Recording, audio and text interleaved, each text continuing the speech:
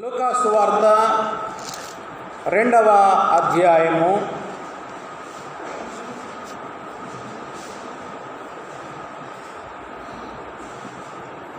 22వ వచనము నుండి 35వ వచనం వరకు అందరం కలిసి చదువుకుందాం. 22 నుండి 35 వరకు.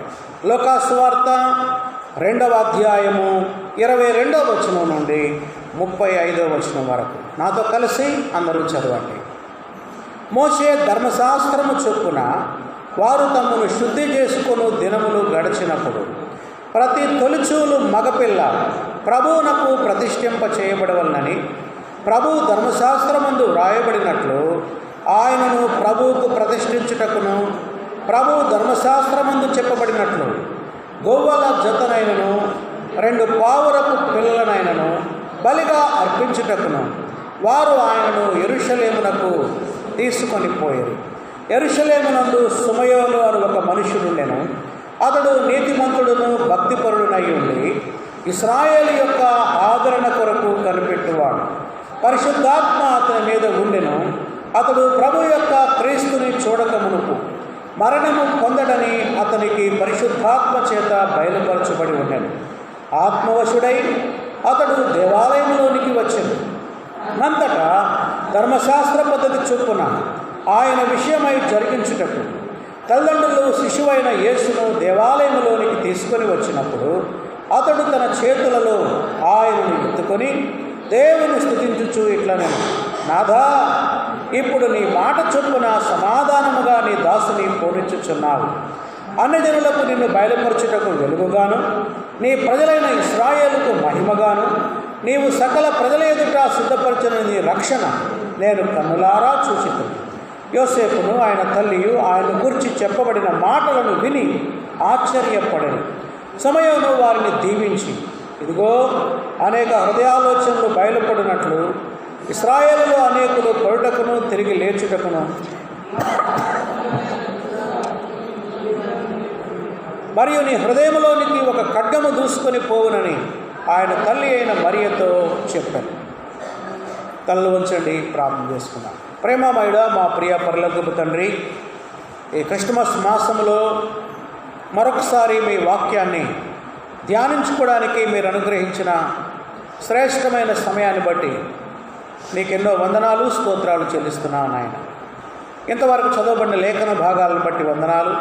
ఈ లేఖన భాగాలు మేము ధ్యానించుకొనబోతూ ఉండగా మాతో మీరు మాట్లాడి మమ్మల్ని బలపరచమని, ఈ వాక్యాన్ని వింటున్న ప్రతి బిడ్డను మీరు దర్శించమని యేసు నామములో అడుగుతున్నాం తండ్రి, ఆమేన్.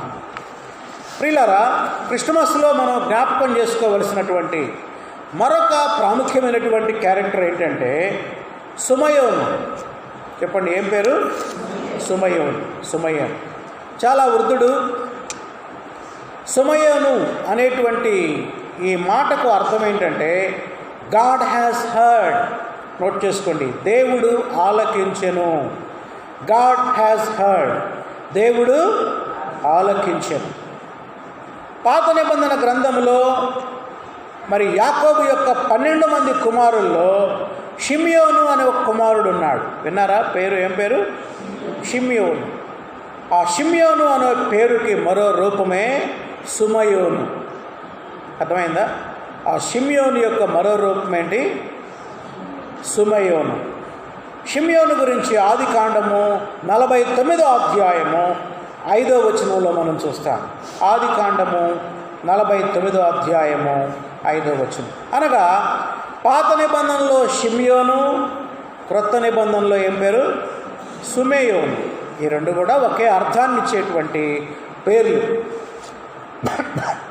సుమయోను యొక్క క్యారెక్టర్ ఎక్కడ రాయబడిందంటే యేసు ప్రభు జన్మించిన తరువాత 33 రోజులకు, టైం గుర్తుపెట్టుకుని, ఎన్ని రోజులకి? 33 రోజులకి ఆ చిన్న శిశువుని తీసుకొని యోసేపు మరియా దేవాలయంలోనికి వచ్చారు. ధర్మశాస్త్ర గ్రంథంలో రాయబడింది, ఒకవేళ మగపిల్లవాడు జన్మిస్తే 33 రోజుల తర్వాత దేవాలయానికి రావాలి. ఆడపిల్ల జన్మిస్తే, బిడ్డ అయితే 66 రోజుల తరువాత దేవాలయానికి రావాలి. వచ్చి దేవునికి కానుక అర్పించాలి. ధనవంతులైతే గొర్రెపిల్లను కొనలేని పేదవారైతే కనీసం 2 పావురం పిల్లలు కానీ గువ్వలు కానీ అర్పించాలి. అయితే మరియా యోసేపులు చాలా పేదవారు కనుక గొర్రెల్ని తీసుకొచ్చి వధించి బలిచ్చేటువంటి సామర్థ్యం వాళ్ళకు లేదు కనుక మరి ఏం తీసుకొచ్చారు? పావురం పిల్లలను తీసుకొచ్చారు. ఆ సందర్భంలో సమయాను గురించి వ్రాయబడిందన్నమాట. ఓకే, సమయాను గురించి ఈరోజు మనం 5 విషయాలు మనం ధ్యానం చేయబోతున్నాం. ఎన్ని విషయాలు? 5. నోట్ చేసుకోండి. నెంబర్ 1, నీతిమంతుడు మరియు భక్తిపరుడైన సుమయోను. ఏంటి చెప్పండి?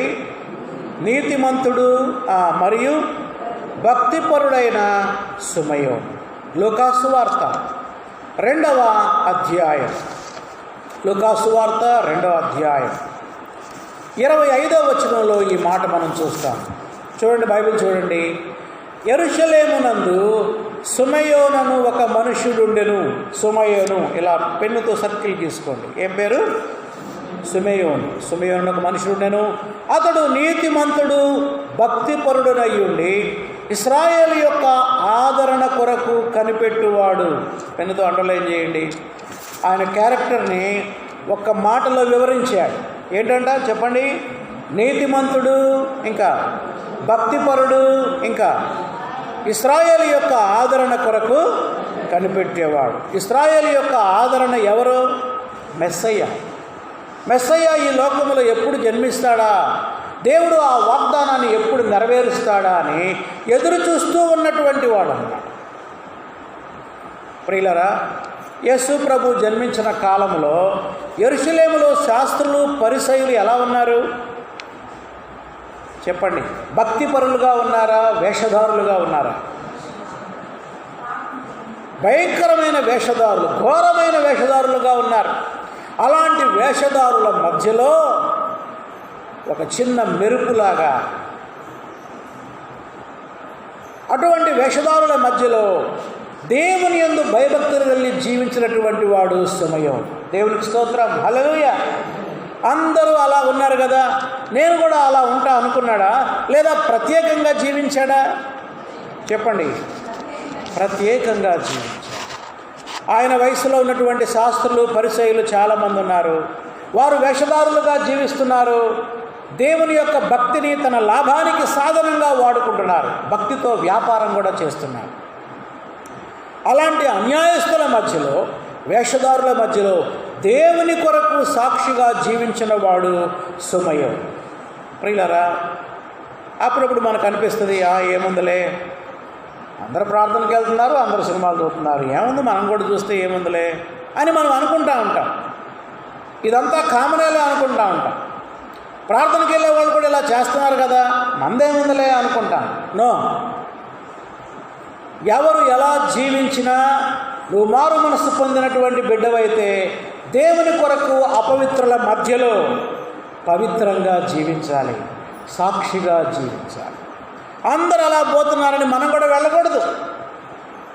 అర్థమైందా? చాలామంది అదే చేస్తూ ఉంటారు. అందరు కట్నం తీసుకుంటున్నారు కాబట్టి నేను కూడా తీసుకుంటాను. ఏం కాదు కానీ మందేముంది, పాస్టర్లే తీసుకుంటుంటే అంటారు కొంతమంది. ఎవరు తీసుకుంటారంట?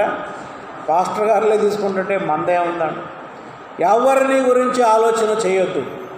చూడండి, సమయాని క్యారెక్టర్ చూడండి, ఎంత ఘోరమైన వేషధారులు ఉన్నారు యెరూషలేములో, లేరా?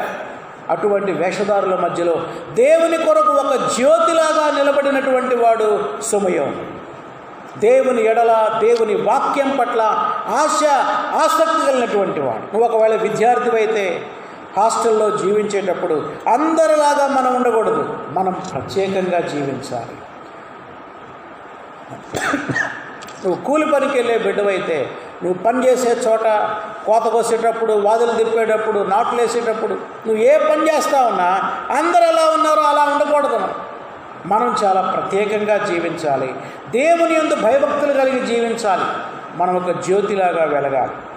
ఆయన ఇశ్రాయేలు యొక్క ఆదరణ కొరకు కనిపెట్టేవాడు. అనగా మెస్సయ్య ఎప్పుడు వస్తాడా అని ఎదురు చూస్తూ ఉండేటువంటి భక్తి కలిగినటువంటి దైవజనుడు సమయం. ప్రియమైన దేవుని బిడ్డలారా, మారు మనసు పొంది బాప్తిసం తీసుకున్న మనం దేవుని బిడ్డలుగా జీవించేమో ఎక్కడ వెళ్తే అక్కడ దేవుని కొరకు ప్రత్యేకంగా జీవించాలి. ఆ మాట రాసుకోండి. ఎక్కడికి వెళితే అక్కడ ఎవరి కొరకు?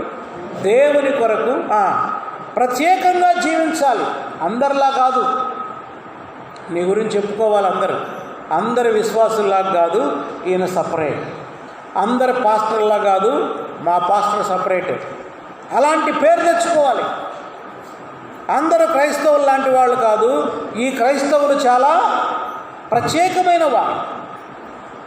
అన్ని జనుల మధ్యలో ఒక క్రైస్తవ కుటుంబం వెళ్ళారు అద్దె కొరకు. క్రైస్తవులు అంటే ఆ ప్రాంతాల్లో ఎవ్వరు అద్దెకి ఇవ్వరు. అయినా ఒక కుటుంబం ఇచ్చారు అద్దెకి. ఆ ఏరియా మొత్తం అన్ని జనులే. వీళ్ళు ఒక 6 నెలలు నివసించిన తర్వాత ఆ ఏరియాలో ఉన్న అన్ని జనులు మాట్లాడటం మొదలుపెట్టారు వీళ్ళతో. ఏమన్నారో తెలుసా?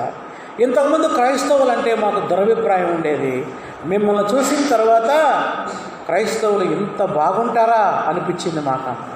అంటే ఎలా జీవించారు వాళ్ళు అన్యుల మధ్యలో? దేవుని కొరకు ప్రత్యేకంగా జీవించారు, దేవుని కొరకు పరిశుద్ధంగా జీవించారు. చాలామంది అన్ని జనులకి క్రైస్తవులంటే ఒక దురభిప్రాయం, క్రైస్తవులంటే ఒక రకమైనటువంటి అభిప్రాయంతో ఉంటారు. వాళ్ళ అభిప్రాయం మార్చాలి అంటే ముందు మన ప్రవర్తన మారాలి. నీ ప్రవర్తన ఎలా ఉందో నీవు పరిశీలన చేసుకో. రెండవ విషయాన్ని చూద్దాం. పరిశుద్ధాత్మ పూర్ణుడు, స్పిరిట్ ఫిల్డ్. పరిశుద్ధాత్మ పూర్ణుడు, పరిశుద్ధాత్మ చేత నింపబడిన వాడు సమయం. 25, 26 వచనాలలో ఈ సత్యాన్ని మనం చూడవచ్చు. 25, 26 వచనాలు. పరిశుద్ధాత్మ పూర్ణుడు ఎవరు చెప్పండి? సమయం. చూడండి ఈ సత్యాన్ని లూకాసు వార్త 2వ అధ్యాయము 25, 26 వచనాల్లో మనం చూద్దాం. యెరూషలేమునందు సమయోనును ఒక మనుషుడు ఉండెను. అతడు నీతిమంతుడు, భక్తిపరుడై ఉండి ఇశ్రాయేలు యొక్క ఆదరణ కొరకు కనిపెట్టువాడు. తర్వాత ఏముంది చూడండి. పరిశుద్ధాత్మ అతని మీద ఉండెను. పెన్నుతో ఇలా గీసుకోండి ఆ మాట. The Holy Spirit was on him. పరిశుద్ధాత్మ అతని మీద ఉండెను. 26వ వచనం. అతడు ప్రభువు యొక్క క్రీస్తుని చూడక మునుపు మరణము పొందడు అని అతనికి పరిశుద్ధాత్మ చేత బయలుపరచబడి ఉంది. పరిశుద్ధాత్మ దేవుడంట సమయానికి ఒక మాట చెప్పాడంట. అయ్యా ఇక నన్ను తీసుకయ్యా అని ప్రార్థన చేస్తున్నాడేమో సమయం. చాలామంది ముసలోళ్ళ ప్రార్థన ఏంటి? వృద్ధ తల్లులారా వింటున్నారా? ఇంకెందుకయ్యా నన్నిక తీసుకయ్యా, నీ లోకానికి తీసుకయ్యా అని ప్రార్థన చేస్తూ ఉంటాడు. మరి సమయాన్ని కూడా అలాగా ప్రార్థన చేశాడేమో మనకు తెలియదు. పరిశుద్ధాత్మ దేవుడు అంటున్నాడు, నేను నిన్ను తీసుకుంటా. అయితే ఎప్పుడంటే ఇప్పుడు కాదు. నువ్వు ఏ మెస్సయ్యా కొరకు ఎదురు చూస్తున్నావో ఆ క్రీస్తుని నువ్వు కళ్ళారా చూస్తే అప్పుడు తీసుకుంటా. అంటే యేసుక్రీస్తు లోకంలో జన్మించేంత వరకు, ఆయన నీ కళ్ళతో చూసేంత వరకు నీకు చావు లేదు అని ఎవరు బయలుపరిచారు? పరిశుద్ధాత్మ దేవుడే బయలుపరిచారు. ఇక ఆయన ఎవరి కోసం ఎదురు చూస్తున్నాడు? ఈ దేవాలయానికి పసిబాలుడైనటువంటి యేసు వస్తాడని ఎదురు చూస్తున్నాడు. ఆ దేవాలయానికి ప్రతిరోజు కొన్ని వందల మంది, వేల మంది చిన్నపిల్లలు వస్తూనే ఉంటారు. యెరూషలేము పట్టణంలో ఉన్నటువంటి వాళ్ళు, ఇజ్రాయేలు దేశంలో ఉన్నటువంటి వాళ్ళు అందరూ వస్తూ ఉంటారు. వాళ్ళల్లో మరి ఎవరు యేసు ప్రభు ఎలా గుర్తుపట్టాలి? ఎవరైనా సమయం. ఏం భయపడాల్సిన పని లేదు. ఎందుకంటే ఆయనలో ఉన్న పరిశుద్ధాత్మ దేవుడే ఆయనకి బయలుపరుస్తాడు. ఇదిగో ఈ బిడ్డే ప్రభు అయిన యేసుక్రీస్తు, ఈయనే క్రీస్తు, ఈయనే మెస్సయ్య అని బయలుపరుస్తాడు. ఆ సమయంలో మరి సమయం ఎక్కడున్నాడో మనకు తెలియదు. కానీ చూడండి ఏం జరిగిందో. 26వ వచనం లాస్ట్ లైన్. ఆత్మవశుడై అతడు దేవాలయంలోనికి వచ్చెను. యేసుక్రీస్తు ప్రభువుని, ఆ శిశువుని ఎప్పుడైతే మందిరంలోకి తీసుకొచ్చారో అదే టైంలో దేవుడు ఎవరిని తీసుకొచ్చాడు? సమయాన్ని కూడా తీసుకొచ్చాడు. ఆత్మవశుడై అంటే పరిశుద్ధాత్మ చేత ప్రేరేపించబడిన వాడై. మందిరానికి వెళ్ళాలనిపిస్తుంది ఆయనకి. ఎవరికి? సమయానికి. నువ్వు ముసలాడు అయిపోయావు, ఏడబోతావయ్యా, చాలా హైట్ మెట్లు ఎక్కాలి, నువ్వు వెళ్ళగాదు, కానీ నువ్వు ఇంట్లో ఉండు అని అన్నారేమో ఆయన పిల్లలు, నాకు తెలియదు. లేదు లేదు, నేను పోవాలి, దేవుడు నన్ను వెళ్ళమంటున్నాడు అని దేవుని ఆత్మ చేత ప్రేరేపించబడి దేవాలయంలోకి వచ్చాడు. ఈ మరియా యోసేపులు యేసయ్యను తీసుకొని వచ్చిన సమయానికే దేవుడు ఎవరిని తీసుకొచ్చాడు? సమయాన్ని తీసుకొచ్చాడు. అంటే పరిశుద్ధాత్మ ప్రేరేపణకి లోబడ్డా, లోబడలేదా? చెప్పండి. లోబడకపోతే ఏం జరిగేది? యేసయ్యను చూసే అవకాశాన్ని కోల్పోయేవాడు. దేవుడు మనల్ని కూడా అనేక సార్లు ప్రేరేపిస్తూ ఉంటాడు. మనలో పరిశుద్ధాత్మ దేవుడు జీవిస్తున్నాడు. పద మందిరానికి వెళ్ళంటే నీ మనసు ఏమంటదా? ఈ పూట బాగపోతే ఏమంట? బాగా అలసిపోయావులే, పడుకో, నిన్నంతా కోత కోసావు, వదిలి తిప్పావు, ఏం పోతా అంటాడు. ఎవరు? నీ శరీరమే మాట్లాడుతుంది నీతోటి. బాగపోతే ఏమంట? నీ మనసే మాట్లాడు. పరిశుద్ధాత్మ దేవుడేమో ఈరోజు ప్రభు దినం పద మందిరానికి వెళ్ళి మనల్ని ప్రేరేపిస్తూ ఉంటే నీ మనసు లేకపోతే సైతాను మనసు ఏం చేస్తుంటే నిన్ను వెనక్కి లాగుతూ ఉంటుంది. ప్రభు యొక్క ప్రేరేపణకు లోబడితే మనం దేవాలయంలోకి వస్తాం, దేవుణ్ణి ఆరాధిస్తాం. ఒకవేళ మన మనసుకు లోబడితే, దుష్టుడైన సైతానుకు లోబడితే దేవునికి దూరం అయిపోతాం. సేమ్ టైంలో వచ్చేసాడు ఎవరు? సమయం. పరిశుద్ధాత్మ చేత నింపబడుడి అని బైబిల్లో రాయబడింది. ఎఫెసీ పత్రిక 5వ అధ్యాయము 18వ వచనం. ఎఫెసీ పత్రిక 5వ అధ్యాయము 18వ వచనం నేను చదువుతున్నా, దయచేసి చూడండి. ఎఫెసీ 5:18. మరియు మద్యముతో మత్తులై ఉండకుడి, దానిలో దుర్వ్యాపారము కలదు. అయితే చెప్పండి ఏముంది? ఆత్మపూర్ణులై ఉండుడి. ఈ నూతన నిబంధన గ్రంథంలో పరిశుద్ధాత్మ చేత మనం నింపబడేవారుగా ఉండాలి. వింటున్నారా? పరిశుద్ధాత్మ చేత ఏం చేయాలి? మనం నింపబడాలి. మనం మారు మనసు పొందిన వెంటనే పరిశుద్ధాత్మ దేవుడు మన హృదయంలోకి వచ్చాడు. పాత నిబంధన గ్రంథంలో అయితే అలా వస్తూ పోతూ ఉండేవాడు. సంసోను మీదకి వచ్చేవాడు, వెళ్ళేవాడు. సౌలు మీదకి వచ్చేవాడు, వెళ్ళిపోయేవాడు. కానీ క్రొత్త నిబంధన గ్రంథ భక్తుల యొక్క భాగ్యం ఏంటో చెప్పనా? ఒకసారి పరిశుద్ధాత్మ దేవుడిని హృదయంలోకి వస్తే ఇక నువ్వు చనిపోయేంత వరకు నీలో నుండి బయటికి వెళ్ళడు. చెప్పండి, ఇది భాగ్యమా కాదా? మహా గొప్ప భాగ్యం. దేవుడు ఎక్కడున్నాడంటే నాలో ఉన్నాడు.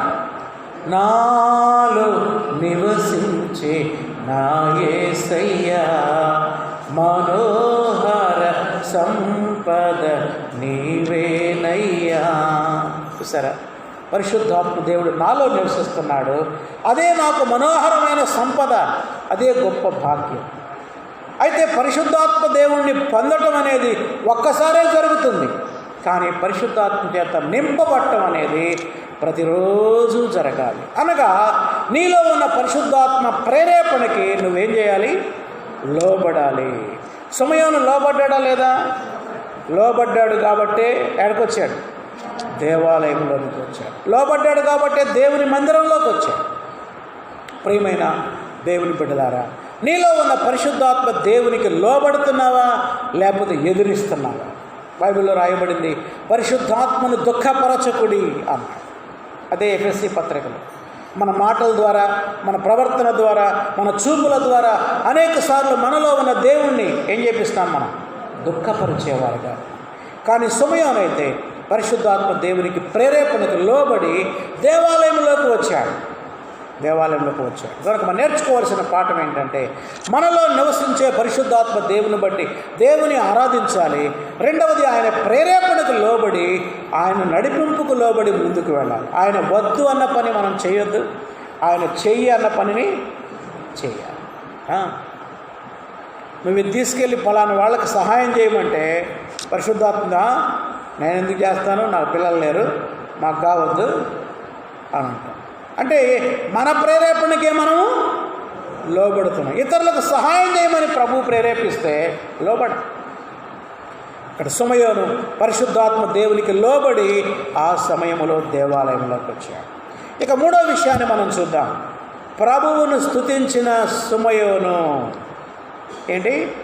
ప్రభువును ఘనపరచిన సుమయోను, స్తుతించిన సుమయోను. 27వ వచనం నుండి 32వ వచనం వరకు. 27 నుంచి ఎక్కడ దాకా? 32 వరకు. చూడండి, ఆయన ఆ యేసయ్యని తన చేతుల్లోకి తీసుకొని, ఆ పసిబాలుడిని చేతుల్లోకి తీసుకొని, 33 రోజుల పసిబాలుడు. అప్పుడు యేసయ్య వయసు ఎంత? 33 సంవత్సరాలు కాదు, 33 రోజుల శిశువు. ఆ 33 రోజుల శిశువుని చేతుల్లోకి తీసుకున్నాడు. చూడండి 27వ వచనం. అంతటా ధర్మశాస్త్ర పద్ధతి చొప్పున ఆయన విషయమై జరిగించుటకు తల్లిదండ్రులు శిశువైన యేసును దేవాలయంలోనికి తీసుకొని వచ్చినప్పుడు అతడు తన చేతులలో ఆయనను ఎత్తుకొని, సుమయోను ఏం చేశాడు? చేతుల్లో యేసయ్యని ఎత్తుకొని దేవుని స్తుతించుచు ఇలా పైకెత్తి పరలోకంలో ఉన్నటువంటి దేవాతి దేవుణ్ణి, తండ్రి అయిన దేవుణ్ణి ఏం చేస్తున్నాడు? ఆరాధిస్తున్నాడు. ఏమని ఆరాధిస్తున్నాడో చూడండి. నాథా, 29వ వచనం. నాథా, ఇప్పుడు నీ మాట చొప్పున సమాధానముతో నీ దాసుని పోనిచ్చుచున్నావు. నాథా అని తెలుగు బైబిల్లో రాయబడింది. ఇంగ్లీష్ బైబిల్లో ఏం రాయబడిందంటే సావరిన్ లార్డ్. రాసుకోండి ఆ మాట. SOVEREIGN, sovereign lord. SOVEREIGN, sovereign lord. Sovereign అంటే సర్వాధికారి. సావరిన్ అంటే ఏంటి? సర్వాధికారి. తెలుగులో చెప్పాలంటే సర్వాధికారి అయిన ప్రభువా. ఏమని పిలుస్తున్నాడు దేవుణ్ణి? సర్వాధికారి అయిన ప్రభువా, నాదా, ఇప్పుడు నీ మాట చొప్పున సమాధానముతో నీ దాసుని ఓడించున్నావు. నువ్వు మాట ఇచ్చావు, మెస్సయ్యని చూడక మునుపు నీకు మరణము సంభవించదు అని చెప్పారు. ఇప్పుడు ఆ మాటను ఏం చేశాడు దేవుడు? నెరవేర్చు. పరిశుద్ధాత్మ దేవుడు చెప్తున్నాడు, అదిగో మరియ కౌగిట్లో ఉన్నాడే ఆ పసిబాలుడు, ఆ బాలుడే నువ్వు ఎదురు చూస్తే మెస్సయ్య, వెళ్ళి తీసుకో అని చెప్పాడు. అప్పుడు ఆ పసిబాలుని తీసుకొని దేవుని స్తుతించాడు సుమయం. యాజ్ యూ హ్యావ్ ప్రామిస్డ్, నీ మాట చొప్పున, యాజ్ యూ హ్యావ్ ప్రామిస్డ్, నీవిచ్చిన వాగ్దానం చొప్పున నన్ను పోనిస్తున్నా. ఆ శిశువు గురించి మాట్లాడుతూ ఏం చెప్పాడో చూడండి. అన్ని జనులకు నిన్ను బయలుపరచుటకు వెలుగుగాను, వెలుగు ఇలా సర్కిల్ తీసుకోండి, నీ ప్రజలైన ఇశ్రాయేలుకు మహిమగాను, గ్లోరీ సర్కిల్ తీసుకోండి, నీవు సకల ప్రజల ఎదుట సిద్ధపరిచిన నీ రక్షణను, రక్షణ సాల్వేషన్ నేను కన్నులారా చూచితిని. నేను కళ్ళారా చూస్తున్నా ఈ పసిబిడ్డని. చెప్పండి, ఈ పసిబిడ్డ ఎవరు? 3 పేర్లు చెప్పాడు. రాసుకోండి. 1, అన్యజనులకు వెలుగు, ఎ లైట్ టు జెంటైల్స్. ఎవరి శిశువు? అన్యజనులకు వెలుగు. 2, ఎవరి శిశువు? ద గ్లోరీ ఆఫ్ ఇజ్రాయెల్, ఇశ్రాయేలీలకు మహిమ, మహిమ. ఎవరి శిశువు? ఎ సాల్వేషన్ టు ఆల్ నేషన్స్, అన్ని జాతుల వారికి రక్షణ, సకల ప్రజలకు రక్షణ. చెప్తారా ఈ 3? ఎవరి శిశువు? చూసి చెప్పండి, పర్వాలేదు. అన్యజనులకు వెలుగు. 2, ఇశ్రాయేలీలకు మహిమ, అన్ని జాతుల వారికి రక్షణ. పశుశాలలో నీవు పవళించినావా పరమాత్ముడా, నీవు పసిపాలుడవు కావు, పసిపాలుడవు కావు, పశుశాలలో నీవు. ఆ పశువుల పాకలో పుట్టినటువంటి ఆ పసిబాలుడు అనుకుంటున్నారేమో, కాదు కాదు. ఎవరంట? పరమాత్ముడు అని కవి ఈ పాట రాశాడు. సమయాన్ని అంటున్నాడు, నా చేతుల్లో ఉన్న పసిబాలుడు కాదు ఈయన ఎవరు? ఎ లైట్ టు జెంటైల్స్, అన్ని జనులకు వెలుగు. ఎ గ్లోరీ టు ఇజ్రాయెల్, ఇశ్రాయేలు ప్రజలకు మహిమ, a salvation to all the nations, సకల ప్రజలకు రక్షణ. దీన్ని కళ్ళారా చూసే భాగ్యం నాకు ఇచ్చావయ్యా, నీకు వందనాలని దేవుని ఆరాధిస్తూ ఉన్నాడు ఈ వృద్ధాప్యంలో ఉన్నటువంటి ప్రవక్త సమయం. మీరేమనుకుంటున్నారు? యేసు ఎవరు? ఆయన వెలుగై ఉన్నాడు, ఆయన మహిమయ్య ఉన్నాడు, ఆయన ఏమై ఉన్నాడు? రక్షణ అయి ఉన్నాడు. నువ్వు ఇంకా చీకటిలో ఉన్నట్లయితే ఈ వెలుగు దగ్గరకు రా, మారు మనసు పొందు. నీలో ఉన్న చీకటిని తీసివేసి వెలుగును ప్రసాదిస్తాడు. నువ్వు అవమానంలో ఉన్నట్లయితే యేసయ్యను నువ్వు నమ్ముకో, నీ అవమానాన్ని మహిమగా మారుస్తాడు. ఒకవేళ నువ్వు శిక్షకు గురవుతూ ఉంటే నీ శిక్షను తొలగించి రక్షణను ప్రసాదిస్తాడు. ఈ వాక్యం వింటున్న ప్రియులారా, మీరు ఇంకా ఎవరైనా మారు మనసు పొందకపోతే, మీ హృదయాన్ని యేసుకు అర్పించకపోతే ఇప్పుడే మీ పాపాల విషయమై పశ్చాత్తాపడండి. దేవుడు మీ జీవితాలు మార్చివేస్తాడు. చీకటి నుండి వెలుగుకి, అవమానము నుండి మహిమకు, శిక్ష నుండి రక్షణకు నడిపిస్తాడు. ఇక 4వ విషయాన్ని మనం చూద్దాం. 4వ అంశం సుమయోని యొక్క దీవెన. సుమయోని యొక్క దీవెన. దీవించిన సుమయోను, దీవించిన సుమయోను. 33-34 వచనాలు. 33-34 వచనాలు. యోసేపును ఆయన తల్లియు ఆయనను గురించి చెప్పబడిన మాటలు విని ఆశ్చర్యపడిని. అప్పుడు దాకా వాళ్ళకు తెలియదు ఈ పశుబాలుడు ఎంత గొప్పవాడా అని. ఎంత గొప్పవాడు! అన్యజనులకు వెలుగు, ఇశ్రాయేలుకు మహిమ, సకల ప్రజలకు రక్షణ అని ఎప్పుడైతే సమయాను చెప్పాడో ఈ మాటలు విని యోసేపు మరియా ఏం చేశారంట? ఆశ్చర్యం. 34వ వచనం.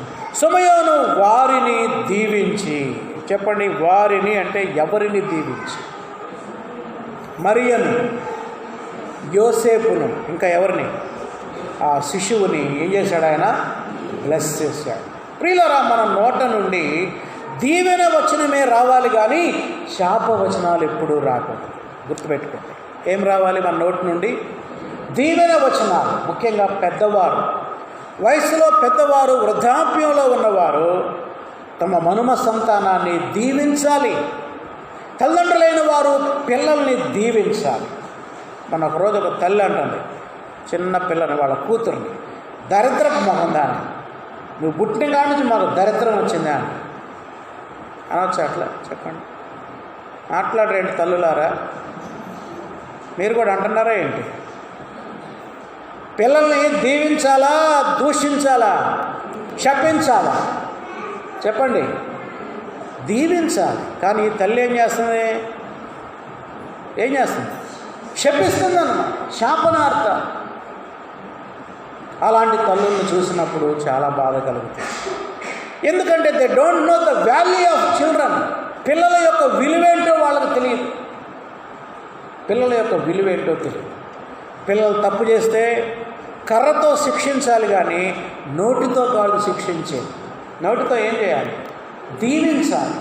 దీవెన వచనము మన పిల్లల మీదకి తీసుకురావాలి. నీ పిల్లల మీదకి తీసుకురావాలి. సుమయోను మనకు మంచి మాదిరి. ఏ విషయంలో చెప్పండి?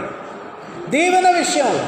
కానీ చాలా విచారకరమైన విషయం, ప్రార్థనకి వెళ్ళేవాళ్లే, చర్చికి వెళ్ళేవాళ్లే, మారు మనసు పొందామని చెప్పుకున్న వాళ్ళే, బాప్తిసం తీసుకున్నామని చెప్పుకునేవాళ్లే అనేక సార్లు వాళ్ళ నోట్లో నుంచి ఏమొస్తుంది? శాపవచనాలు వస్తాయి. యాకోబు పత్రిక చూడండి. యాకోబు పత్రిక 3వ అధ్యాయంలో నాలుక గురించి మాట్లాడుతూ యాకోబు ఒక మాట చెప్పాడు. యాకోబు పత్రిక 3వ అధ్యాయము 9వ వచనం. దీనితోనే తండ్రి అయిన ప్రభువును స్తుతిస్తాము. తర్వాత దీనితోనే దేవుని పోలికగా పుట్టిన మనుషులను శపింతుము. ఒక నోట నుండి ఆశీర్వచనము, శాపవచనము బయలువెళ్ళును. నా సహోదరులారా, ఇలా ఉండకూడదు. నీటి బుగ్గలో ఒక జల నుండే తీయని నీరు, చేదు నీరు ఊరునా పడితే ఉప్పు నీళ్లు పడతాయి, లేకపోతే మంచినీళ్ళు పడతాయి. కొద్దిసేపు ఉప్పు నీళ్ళు వచ్చి మళ్ళీ అదే మోటార్లో నుంచి మళ్ళీ మంచినీళ్ళు వస్తాయా చెప్పండి? కానీ మన నోట్లో నుంచి అలాంటివి వస్తాయి. దేవుని మందిరానికి వస్తాం, దేవుని స్తుతిస్తాం, ఆరాధిస్తాం, ఇంటికి వెళ్ళి మనుషుల్ని చెప్పిస్తాం. ఆ మనుషులు ఎవరు? నువ్వు అనుకుంటున్నావు ఆ పిల్లలు ఎవరు? దేవుని పోలికలో సృష్టింపబడిన వారు. రాసుకోండి ఆ మాట. ఎవరి పోలికలో? దేవుని పోలికలో సృష్టింపబడినటువంటి ఆ చిన్నపిల్లల్ని, లేకపోతే ఆ పెద్దవారిని, ఆ మనుషులను ఎన్నడూ శపించకూడదు. మన నోట నుండి ఏ వచనం రావాలి? దీవెన వచనం రావాలి, ఆశీర్వచనం రావాలి. అది 4వ పాయింట్లో నేర్చుకోవాల్సినటువంటి సత్యం. చివరిగా 5వది, ప్రవక్త అయిన సుమయోను. ఎవరైనా ప్రవక్త, భవిష్యత్తులో జరగబోయే దాని గురించి ముందుగానే ప్రవచించినటువంటి ప్రవక్త. ఇది లాస్ట్ పాయింట్, ఇది చెప్పి నేను ముగించేస్తాను. ప్రవక్త అయిన సుమయోను, ప్రవక్త అయిన సుమయోను 34వ వచనము నుండి 35వ వచనం వరకు, 34, 35, 34 నుండి ఎక్కడి దాకా? 35 వరకు. ఈ 34, 35 వచనాలలో ఇద్దరి గురించి ప్రవచనాలు చెప్పాడు. జాగ్రత్తగానండి. అబౌట్ జీసస్, యేసుని గూర్చిన ప్రవచనం. 2, అబౌట్ మేరీ, మరియను గూర్చిన ప్రవచనం. చూసారా? ఒకే ప్రవక్త ఇద్దరికి ప్రవచనాలు చెప్పాడు. ఎవరెవరికి? యేసు గురించి, మరియ గురించి. ప్రవచనము అనగా జరగబోయే దాని గురించి చెప్పడం. ఈ సందర్భంలో భవిష్యత్తులో ఏం జరగబోతుంది, ఈ శిశువుకి ఏం జరగబోతుంది, ఈ శిశువును కన్నా తల్లికి ఏం జరగబోతుంది. మొట్టమొదటి చూద్దాం. అబౌట్ జీసస్, యేసుని గురించిన ప్రవచనము. చూడండి 34వ వచనం. సుమయోను వారిని దీవించి ఏం చెప్పాడు? ఇదిగో అనేక హృదయాలోచనలు బయలుపడినట్లు ఇశ్రాయేలులో అనేకులు పడుటకు తిరిగి లేచుటకును వివాదాస్పదమైన గుర్తుగా ఈయన నియమింపబడి ఉన్నాడు. పెన్నుతో అండర్లైన్ చేయండి. వివాదాస్పదమైన గుర్తు అంట. ఏంటి ఈ సింబల్? ఏంటి? వివాదమా సమాధానమా? చెప్పండి. యేసు ప్రభు ఎక్కడుంటే అక్కడ వివాదం, వివాదాస్పదమైన గుర్తుది. ఎందుకు? 1, అనేక హృదయాలోచనలు బయలుపడినట్లు. 2, అనేకులు పడుటకు లేచుటకు. మళ్ళీ చెప్తా. అనేక హృదయాలోచనలు బయలుపడినట్లు. 2వది, అనేకులు పడుటకు లేచుటకు. జాగ్రత్తగా వినండి. వివాదాస్పదమైన అనే పదం గ్రీకు భాష బైబిల్లో ఏముందంటే యాంటీలిగో, ANTILEGO, యాంటీలిగో. That means to speak against. అందరూ యేసయ్యకి అగెనెస్ట్గానే మాట్లాడతారంట. భవిష్యత్తులో ఈ పసిబాలుడు పెరిగి పెద్దవాడైతే అందరూ ఈయన గురించి ఎలా మాట్లాడతారు? వ్యతిరేకంగానే మాట్లాడతారు. చెప్పండి, మాట్లాడారా? మాట్లాడలేదా? ఎవరు మాట్లాడారు? శాస్త్రులు, పరిసయ్యులు, అనేక మంది యూదులు దేవునికి వ్యతిరేకంగా మాట్లాడారు, వ్యతిరేకంగా ముఠా కట్టారు, వ్యతిరేకంగా ఒక పార్టీ ఏర్పాటు చేశారు, వ్యతిరేకంగా కేసులు పెట్టారు. ఎవరి మీద? యేసయ్య మీద. That means to reject, to deny, to contradict. ఆయన ఏది మాట్లాడినా మాటల్లో తప్పు పట్టుకోవాలని ప్రయత్నం చేసేవారు. జాన్ మెక్కర్థర్ అనే దైవజనుడు ఇలా అన్నాడు: insults, abuse, mockery and hatred culminating in his crucifixion that Jesus faced from unbelieving Israel. తెలుగులో చెప్తా, జాగ్రత్తగా వినండి. జాన్ మెక్కర్థర్ అనే దైవజనుడు ఏమన్నాడంటే, అవిశ్వాసులైన ఇశ్రాయేలీయులు, ఎవరాళ్ళు? అవిశ్వాసులైన ఇశ్రాయేలీయులు, యేసు మెస్సయ్యా అని నమ్మనటువంటి ఇశ్రాయేలీయులు, వాళ్ళ చేత యేసు ప్రభు ఏమేమి ఎదుర్కొన్నాడు? ఇన్సల్ట్స్, అవమానం ఎదుర్కొన్నాడు. 2, అబ్యూస్. 3, మాకరీ, భయంకరంగా హేళన చేయబడ్డాడు. అండ్ హేట్రేడ్, ద్వేషింపబడ్డాడు. Culminating in his crucifixion. ఇవన్నీ కలిసి ఆయన ఎక్కడ నడిపించినాయి? సిలువ దగ్గరికి నడిపించాయి. అంత వ్యతిరేకతని యేసు ప్రభు వారు అనుభవించారు. ఎవరి మూలంగా? సొంత ప్రజలే. ఎవరాళ్ళు? యూదులే. యేసుని సిలువ వేసిన వాళ్ళు రోమన్స్ కాదు, అన్యులు కాదు. ఎవరు మరి? యూదులే. యూదుల చేత మరి పడటం లేవడం ఏంటి? పడుటకు అంటే అనేక మంది యూదులు యేసునందు విశ్వాసం ఉంచకపోవడం వల్ల నరకంలో పడిపోతారు. లేవడం అంటే అనేక మంది అన్యజనులు యేసయ్యని నమ్ముకొని నరకానికి వెళ్ళవలసిన వారు ఎక్కడికి వెళ్తారు? పరలోకానికి వెళ్తారు. ఆత్మీయంగా ఉన్నత స్థితికి వెళ్ళిపోతారు. కనుక యేసుని ఈ లోకం ప్రేమించిందా, ద్వేషించిందా? చెప్పండి. మరి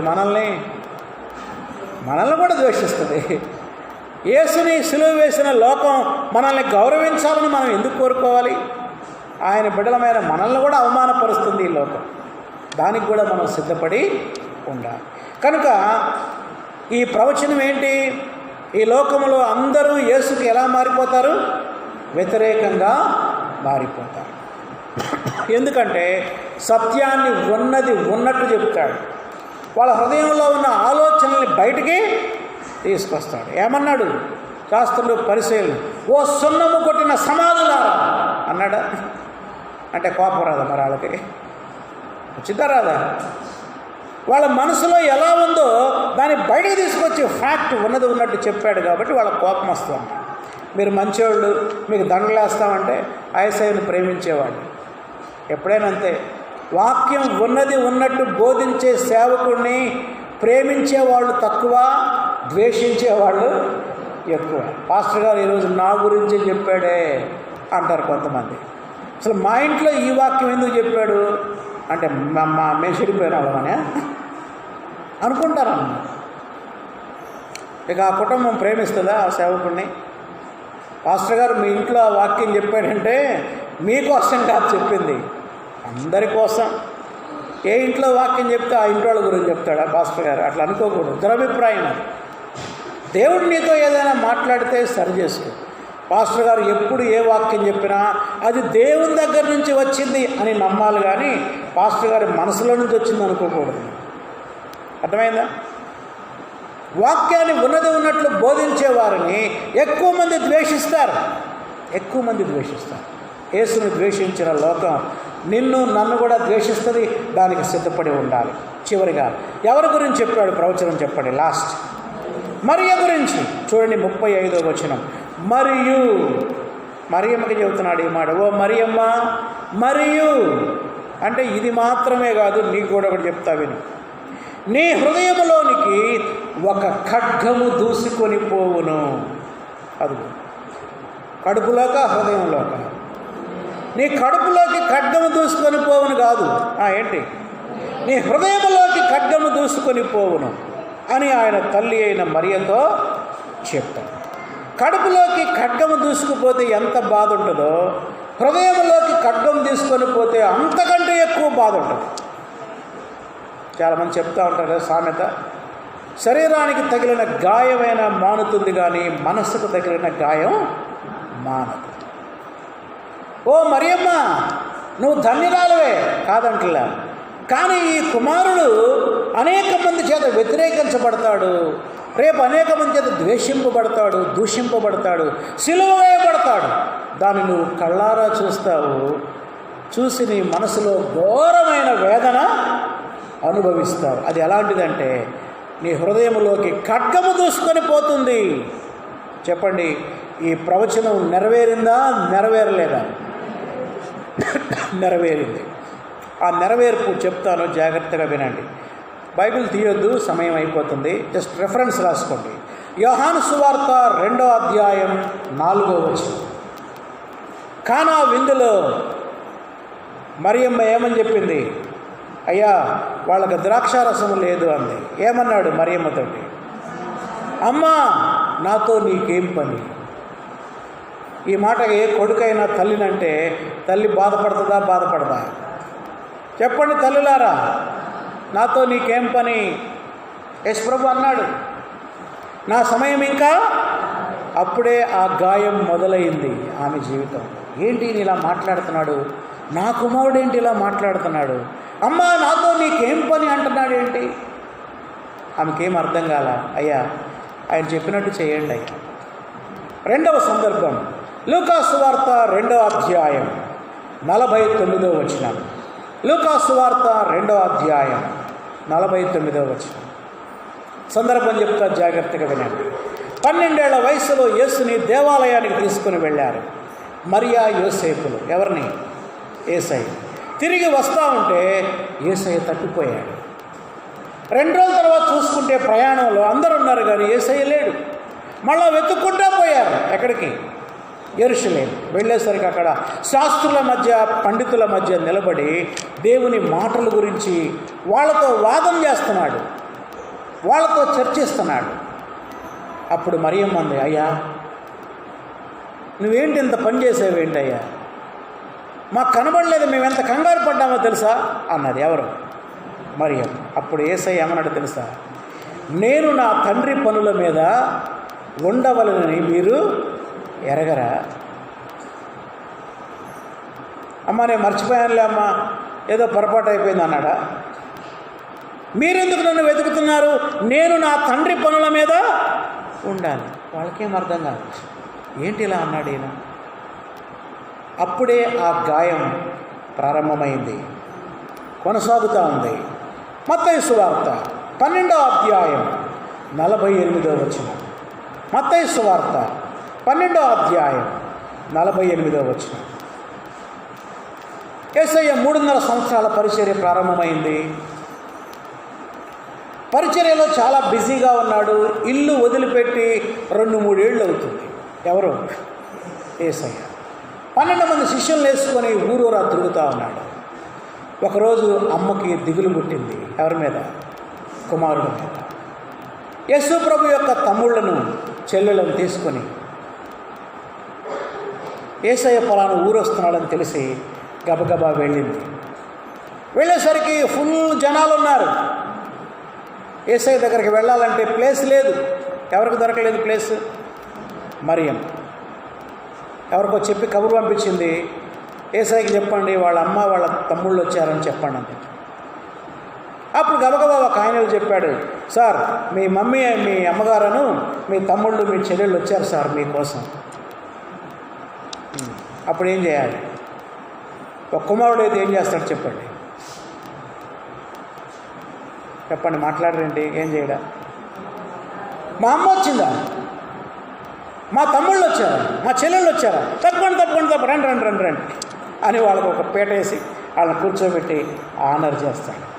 కానీ యేసయ్య అన్న మాట చదివితే గుండెలో వేదన కలుగుతుంది. ఏమన్నాడో తెలుసా? నా తల్లి ఎవరు,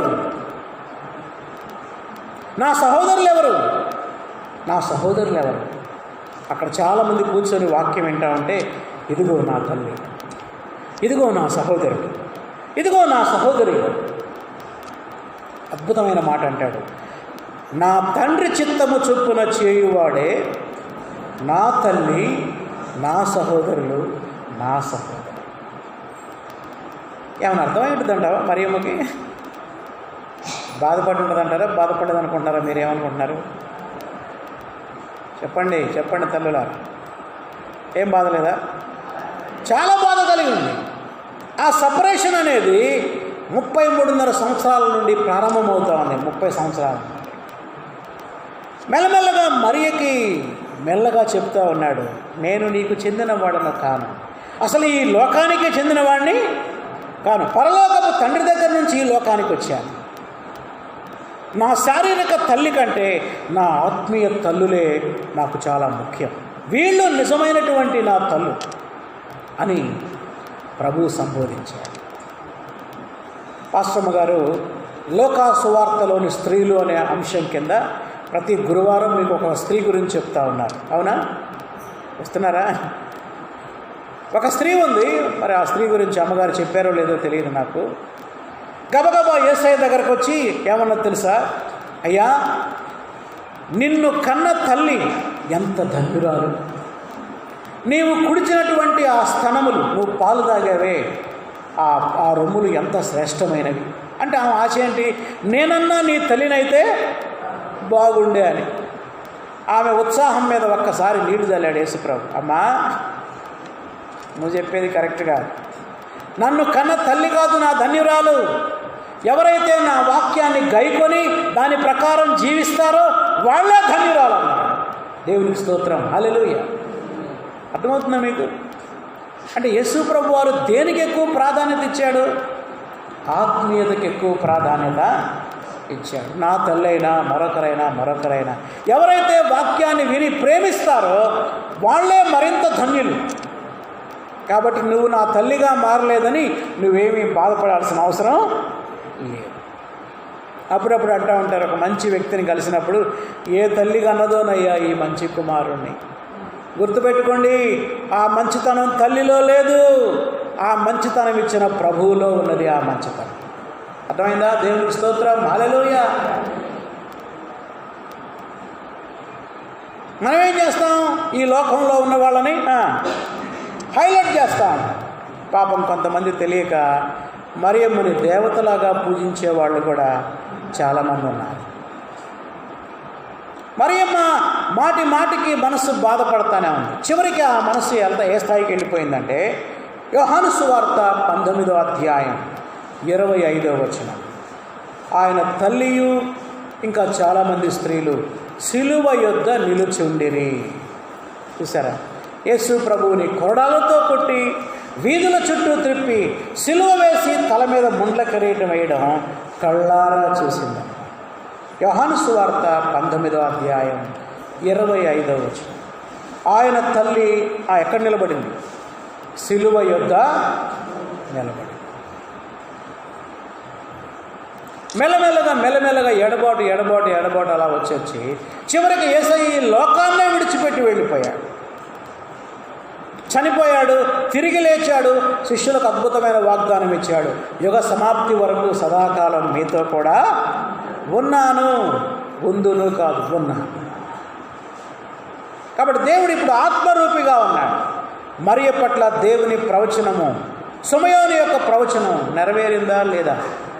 యేసయ్యని ప్రక్కలో బల్లెంతో పొడిచినప్పుడు మరియ హృదయంలో ఖడ్గము దూసుకుపోయినంత బాధ అనుభవించింది. ఆయన మేకులు కొట్టినప్పుడు, తల మీద ముండ్ల కిరీటం పెట్టినప్పుడు, కొరడాలతో కొడుతున్నప్పుడు ఇవన్నీ చూసి ఎంత వేదన చెందిందో. ప్రియమైన సహోదరి సహోదరులారా, మనం నేర్చుకోవలసిన గొప్ప సత్యం ఈ ప్రవచనంలో ఏంటంటే, ఆయన బిడ్డలమైన మన జీవితాలలో వ్యతిరేకతలు, హేళనలు, అవమానాలు తప్పకుండా వస్తాయి. చెప్పండి, వస్తాయా రావా? అవి వచ్చినప్పుడు ఆశ్చర్యపడద్దు. ఏంటి, నేను దేవుని నమ్ముకుంటే ఇలా అంటున్నారు, తాగి తందనాలప్పుడే అందరూ భయపడేవాళ్ళు నేనంటే, తాగుడు మానేసిన తర్వాత నన్ను ఎగతాళి చేస్తున్నారు ఏంటి అని భయపడుతూ ఉంటారు, బాధపడుతూ ఉంటారు. నువ్వేం బాధపడద్దు. యేసు ప్రభువునే ఈ లోకం అవమానపరిచింది, నిన్ను నన్ను అవమానపరచడం ఒక లెక్క. దానికి సిద్ధపడి ఉండాలి, అవమానాలు భరించడానికి సిద్ధపడి ఉండాలి. నేను ముగించబోతున్న సమయాన్ని గురించి 5 సంగతులు మనం ధ్యానం చేశాం. చెప్పండి. 1, నీతిమంతుడు మరియు భక్తిపరుడు. 2, పరిశుద్ధాత్మ పూర్ణుడు. 3, ప్రభువును స్తుతించిన వాడు. 4, దీవించిన సమయం. 5, ప్రవచించిన సమయం. తలలు వంచండి, ప్రార్థన చేసుకున్నాం. దేవుడు ఈరోజు తన వాక్యం ద్వారా అనేక సంగతులు మనతో మాట్లాడుతూ వచ్చాడు. ప్రార్థన చేసుకుందాం. వేషధారుల మధ్య, అపవిత్రుల మధ్య, ధనాపేక్ష కలిగిన వారి మధ్య సమయోను దేవుని కొరకు భక్తిగా, నీతిగా జీవించాడు. ఎవరు మౌనంగా ఉండొద్దు, ప్రార్థన చేసుకోండి. ప్రభువా, నా కాలేజీలో, నా ఆఫీసులో, నేను పొలం వెళ్ళినప్పుడు, నా వ్యాపారం చేసే చోట ఎంతమంది మోసాలు చేసినా నేను నీ కొరకు పరిశుద్ధంగా జీవిస్తాను, ప్రత్యేకంగా జీవిస్తానని ఒక తీర్మానం చేసుకుందాం ఈరోజు. పరిశుద్ధాత్మ పూర్ణుడు, పరిశుద్ధాత్మ దేవుని పొందిన మనం భాగ్యవంతులం. మరి ఆత్మకు లోబడుతున్నామా, లేకపోతే మన శరీర ప్రేరేపణకు లోబడుతున్నామా? ప్రార్థన చేసుకుందాం. ప్రభువా, నీ ఆత్మ ప్రేరేపణకు లోబడే మనసు నాకు దయచేయి నాయనా అని ప్రార్థన చేసుకుందాం. పశుబాలుడు ఆయన పసిబాళ్ళు అనుకుంటున్నావేమో. కాదు కాదు, ఆయన వెలుగు, ఆయన మహిమ, ఆయన రక్షణ. ఇంకా ఎవరైనా మారు మనసు పొందకపోతే, ఇంకా చీకటి అనే పాపములో ఉంటే ఇప్పుడే మీ పాపాల విషయమై పశ్చాత్తాపడండి. ప్రభువా, నా చీకటి నుంచి నన్ను వెలుగులోకి తీసుకురా నాయన, అవమానకరమైన నా జీవితాన్ని మహిమకరంగా మార్చు ప్రభువా అని ప్రార్థన చేసుకున్నాం. దీవించిన సమయం మనం ప్రజలను దీవిస్తున్నామా, శపిస్తున్నామా? నీ పిల్లలకి శాపనార్థాలు పెడుతున్నావేమో సహోదరుడా, సహోదరి. ఒప్పుకుందాం మన పాపాన్ని. ప్రభువా, ఈ నాలుగుతోనే నిన్ను స్తుతిస్తా ఉన్నా, ఈ నాలుగుతోనే అనేక సార్లు శపిస్తున్నా ప్రభు, నన్ను క్షమించయ్యా అని ప్రార్థన చేసుకున్నాం. యేసయ్యను ద్వేషించిన లోకం నన్ను ద్వేషిస్తుంది కనుక అవమానాలు భరించే శక్తినిమ్మని ప్రార్థన చేసుకున్నాం. ప్రేమమయుడా, మా ప్రియ పరలోకపు తండ్రి, సమయాన్ని జీవిత చరిత్రని ధ్యానించడానికి మీరు కృప చూపించారు, మీకు వందనాలు. అపవిత్రుల మధ్యలో, వేషధారుల మధ్యలో సమయాన్ని ఎలా జీవించాడో పవిత్రంగా, అలాంటి పరిశుద్ధమైన జీవితం మీరు మాకు అనుగ్రహించండి నాయన. ముఖ్యంగా మా నోట నుండి శాపవచనాలు రాకుండా దీవెన వచనాలే రావడానికి సహాయం చేయండి. ఇంకా ఎవరైనా మారు మనసు పొందకపోతే నువ్వు వెలుగై ఉన్న దేవుడు అని, రక్షణ ఇచ్చే దేవుడు అని, అవమానాన్ని మహిమకరంగా మార్చే దేవుడు అని నీ యందు విశ్వాసం ఉంచి మారు మనసు పొందే కృప దయచేయి. మారు మనసు పొందిన మేము మా హృదయాలలో పరిశుద్ధాత్మ దేవా నువ్వు నివసిస్తున్నావయ్యా. నీ ప్రేరేపణకు లోబడే మనసు మీరు మాకు దయచేయి. ఈ లోకంలో ఎన్ని అవమానాలు, నిందలు, హింసలు ఎదురైనా వెనుదిరగకుండా యేసయ్యా నీ వైపు చూసి ముందుకు వెళ్ళే కృప మా అందరికీ దయచేయమని, ఈ వారమంతా మీ కృప, మీ కాపుదల, మీ సమృద్ధి మాకిమ్మని యేసు నామములో అడుగుతున్నాం తండ్రి, ఆమేన్. ప్రభు యేసు రక్తమే జయం, అపవాది క్రియలకు లయం. ప్రభు యేసు రక్తమే జయం, అపవాది క్రియలకు లయం. ప్రభు యేసు రక్తమునకు సంపూర్ణ విజయం, అపవాది క్రియలకు అనంత నాశనం. హల్లెలూయా, స్తుతి స్తోత్రం, ఆమేన్. మన తండ్రి అయిన దేవుని ప్రేమ, ప్రభు అయిన యేసుక్రీస్తు కృప, పరిశుద్ధాత్మ సహవాసం సదాకాలం మన అందరికీ తోడై ఉండునుగాక. ఆమేన్. అందరికీ వందనాలు. God bless you.